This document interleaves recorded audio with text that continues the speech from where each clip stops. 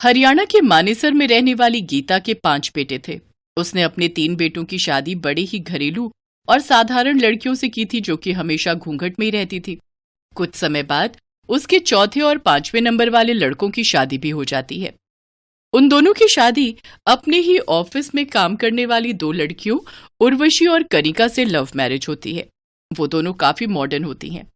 शादी के अगले दिन जब मोहल्ले की औरतें उन दोनों को देखने आती हैं, गीता बहन जी, आपकी तीनों बड़ी बहुएं इतनी संस्कारी हैं कि दिया ढूंढने से भी ऐसी बहुएं ना मिले। हर वक्त सर पर पल्ला किए रहती हैं। अब अपनी दोनों छोटी बहुओं से भी मिलवा दीजिए।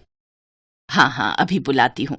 उर्वशी बहू, कनिका बहू, जरा बाहर तो आना। दोनों बहुएं सर पर बिना पल्ला किए बाहर आती हैं और कमला आंटी के पैर छूती हैं, फिर अपने अपने कमरों में चली जाती हैं। गीता, तूने अपनी बाकी 3 बहुओं पर जितना राज करना था वो तूने कर लिया, लेकिन तेरी ये दोनों छोटी बहुएं बहुत चालू हैं। तू तो इनसे बचकर ही रहियो और अपनी उन तीनों बहुओं को भी बचा कर ही रखियो। ऐसे ही दिन बीतते हैं। एक रोज गीता देवी किसी काम से बाहर गई थी तो कनिका अपनी जेठानियों से कहती है, चलो ना भाभी, आज हम सब ताश खेलते हैं। माँ जी भी कीर्तन में गई हैं, शाम होने से पहले घर नहीं आएंगी। अब देखो ना, हम सबके पति भी तो सुबह सुबह काम पर चले जाते हैं, फिर हम सारा दिन घर पर बोर होती रहती हैं। चलो ना, अब हम सब मिलकर ताश खेलती हैं और पार्टी करती हैं। ताश? लेकिन वो तो हमें आती ही नहीं। हाँ तो इसमें कौन सी बड़ी बात है, हम तुम्हें सब सिखा देंगे। क्यों कनिका? हाँ, क्यों नहीं, लेकिन पार्टी के लिए साड़ी नहीं चलेगी। हाँ, बल्कि हमारा ये जीन्स टॉप पहनना होगा। इसके बाद तीनों शरीफ बहुएं अपनी देवरानियों के जीन्स टॉप पहनकर आती हैं और फिर सभी मिलकर एक साथ ताश खेलती हैं। ये लो भाभी, अब वाइन पियो, फिर देखना तुम अलग ही दुनिया में पहुंच जाओगी। शराब? नहीं। अरे ये शराब थोड़ी ना है, ये तो वाइन है, जो कि एक सॉफ्ट ड्रिंक की तरह होती है। लो। फिर वो सभी ड्रिंक्स और स्नैक्स एंजॉय करती हैं, फिर म्यूजिक चलाकर खूब डांस करती हैं। आज तो सचमुच मजा ही आ गया। पार्टी करके तो ऐसा लग रहा है जैसे दिल से और सर से कोई बड़ा बोझ उतर गया हो। अब गीता की तीनों बड़ी बहुएं सुमन, पूजा और मीनू के व्यवहार में भी काफी बदलाव आने लगा। साथ ही साड़ी छोड़ वो तीनों भी अब जीन्स टॉप पहनने लगी और अब जब भी उनकी सास घर पर नहीं होती तो वो 5 बहुएं खूब पार्टी करती। फिर एक दिन गीता अपनी बहुओं से, अरे बड़ी बहू, मैं कुछ दिन के लिए तेरी मासी सास के यहाँ जा रही हूँ। कब से मुझे बुला रही है। मेरे पीछे तुम 5 मिलकर घर का ध्यान रखना। इतना कहकर गीता रेलवे स्टेशन के लिए निकल जाती है। उस रोज उन 5 के पतियों की भी नाइट शिफ्ट होती है, जिस वजह से वो 5 घर पर अकेली होती हैं। तभी उर्वशी का फोन आता है। क्या? ओह, हैप्पी बर्थडे नेहा। हाँ, हम जरूर आएंगे। चलो मैं फोन रखती हूँ। वाओ, इससे अच्छा मौका हमें नहीं मिलेगा। चलो हमारी जेठानियों, आज हम तुम तीनों को असली पार्टी का मजा दिलाकर लाती हैं। क्या मतलब? मतलब ये कि हमारी फ्रेंड की बर्थडे पार्टी है जो उसने एक नाइट क्लब में रखी है। तो तैयार हो जाओ, आज हम सब क्लब में पार्टी करेंगे। 5 बहुएं तैयार होकर क्लब पहुंच जाती हैं। वाह, क्लब! मैंने तो आज तक बस नाम ही सुना था, लेकिन आज पहली बार देख भी लिया। बोल तो ऐसे रही है जैसे हम यहाँ रोज आते हैं। अरे वो रही नेहा, चलो उसको बर्थडे गिफ्ट देते हैं और फिर पार्टी एंजॉय करते हैं। 5 उसको बर्थडे विश करती हैं, फिर ड्रिंक करती हैं और खूब डांस करती हैं। आधी रात को वो 5 घर वापस आती हैं। 4 बज गए लेकिन पार्टी अभी बाकी है। पार्टी करनी है, पार्टी करेंगे, किसी के भी पप्पा से न डरेंगे। तभी वो सब देखती हैं कि उनके घर का दरवाजा खुला हुआ है और घर का सारा सामान इधर उधर बिखरा पड़ा है और उनकी तिजोरी भी खुली हुई है। हे भगवान, ये क्या हो गया? हमारे गहने और तिजोरी में से कैश गायब है। लगता है घर में चोरी हो गई। क्या? चोरी? अब हम माँ जी को क्या जवाब देंगे? ना तो हम पार्टी करने बाहर जाते और ना ही ये सब होता। हमसे बहुत बड़ी गलती हो गई, अब हम क्या करें? 5 बहुएं बहुत डर जाती हैं और वो रोने लगती हैं। उन सबको अपने किए पर बहुत पछतावा हो रहा था। तभी गीता वहां जाती है। माँ जी आप? हाँ, और ये सब मेरा ही प्लान था तुम सबको सबक सिखाने के लिए। मुझे तो तुम सब पर पहले से ही शक था, लेकिन मैं देखना चाहती थी कि तुम किस हद तक जा सकती हो। देखो बहू, पार्टी करने में कोई बुराई नहीं है, लेकिन वो अपनी मर्यादा में रहकर ही की जाए तो ठीक है। तुम सबकी यही उम्र है एंजॉय करने की, लेकिन इसका मतलब ये नहीं कि तुम अपने संस्कार और अपनी मान मर्यादा भूलकर पार्टी करो। गीता की बात पांचों बहुओं को अच्छे से समझ आ जाती है और वो अपने किए के लिए गीता से माफी मांगती हैं। गीता भी उन सबको माफ कर देती है और उन्हें गले से लगा लेती है। सुबह के 6 बजे होते हैं कि तभी नीतू अपने पति को उठाने की कोशिश करती है। अरे क्या होगा, आज संडे है, आज तो देर तक सोने दो।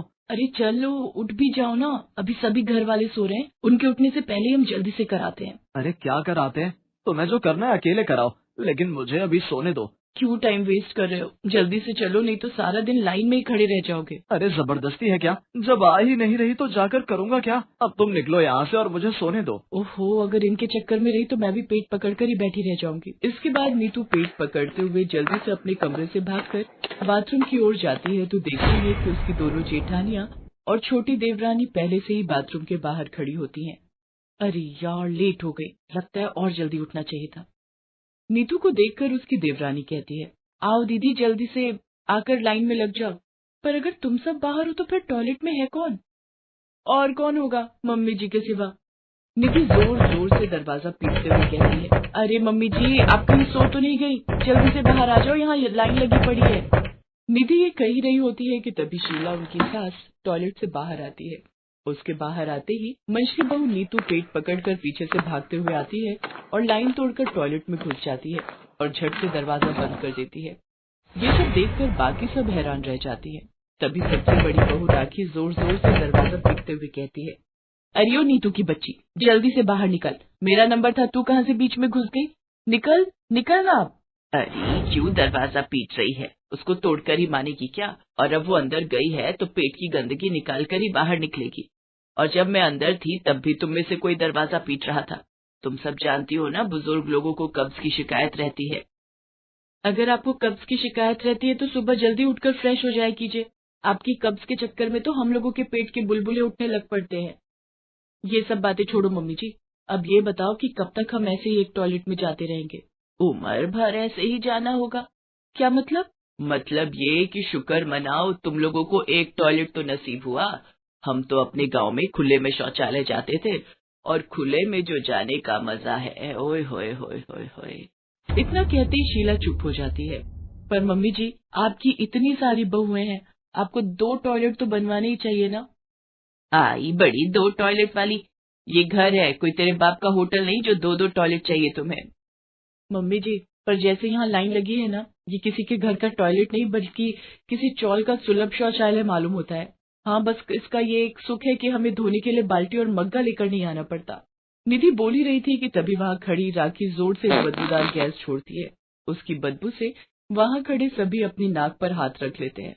उसके ऐसा करते ही शीला कहती है, हाय मोरी मैया, ना जाने क्या ठूसा था इस कमबख्त ने रात में जो इतनी गंदी बदबू निकाली है।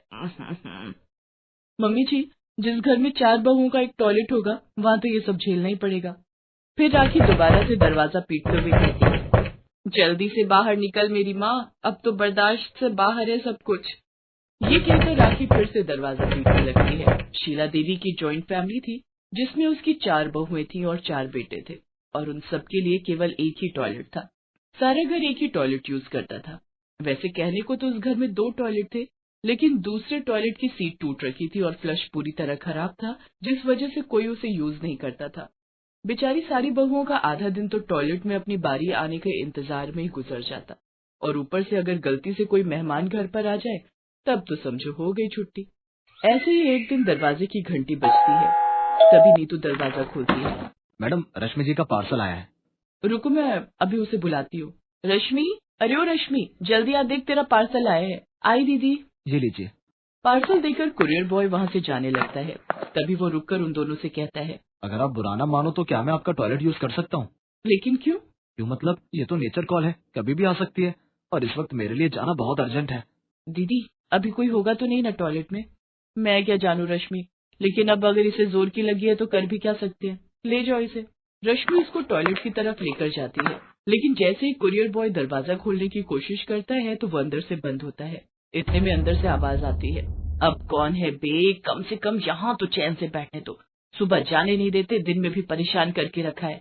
अब तो जब तक कार्यक्रम पूरा नहीं होता मैं बाहर नहीं आऊंगी। अरे दीदी धीरे बोलो, अगर गलती से किसी ने सुन लिया तो क्या सोचेगा। सुनने दो, अगर कोई सुनता है तो कम से कम औरों को भी तो पता चले कि कैसी जालिम सास है हमारी, जो 4-4 बहुओं के लिए सिर्फ एक ही टॉयलेट रखा हुआ है। इसके बाद रश्मि उस आदमी से कहती है, जी माफ कीजिएगा लेकिन आपको थोड़ा वेट करना होगा। कोई बात नहीं जी, मुझे इनके जितनी इमरजेंसी भी नहीं है। ये कहकर वो आदमी क्रॉस लेग करके खड़ा हो जाता है, लेकिन काफी देर इंतजार करने के बाद भी जब निधि बाहर नहीं आती तो वो आदमी जल्दी में वहाँ से निकलने लगता है कि तभी रश्मि पीछे से आवाज देते हुए कहती है, अरे रुकिए तो, कहाँ जा रहे हैं आप वो काम पूरा करके ही जाइए। नहीं करना मुझे कोई टॉयलेट, अगर मैं ऐसे ही वेट करता रहा तो मेरी पैंट यहीं गीली हो जाएगी।